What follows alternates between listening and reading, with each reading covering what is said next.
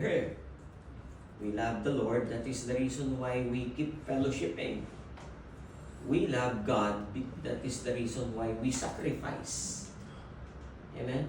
And we show that to our faith. Amen?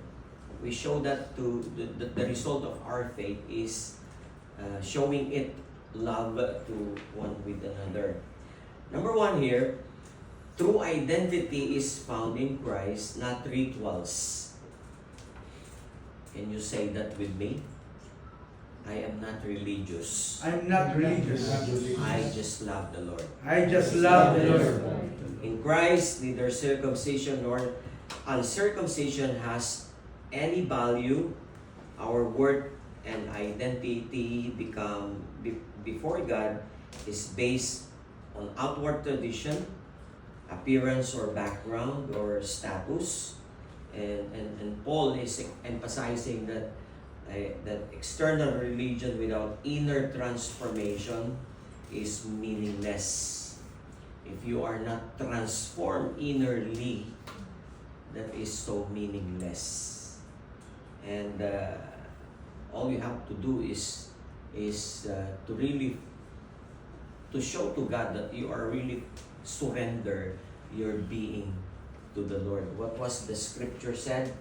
1 Samuel 16 verse 7, the Lord does not look at the thing people look at, but the Lord looks at the heart.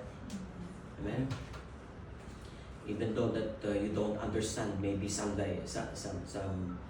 things that people are saying in front. No? Siguro, yung iba ay they cannot speak fluently in English, but still brother here is enjoying the fellowship with us. Amen. Amen. He is what is nationality? Pakistan. Yes. Pakistan. Yeah, Pakistan. And according to his testimony, his wife, a Filipina, is that true? Yeah. Most of the time she's not waking him up every Sunday. But he alone can really excited to attend Yes. to our service.